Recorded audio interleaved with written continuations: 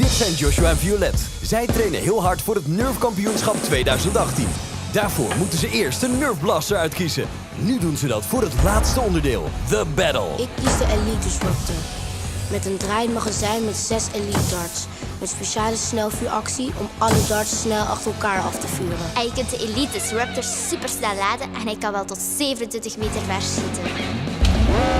Joshua en Violet hebben hun Nerf skills tijdens hun training gemaximaliseerd. Ze zijn klaar voor de ultieme battle. Ben jij een echte Nerf-kampioen?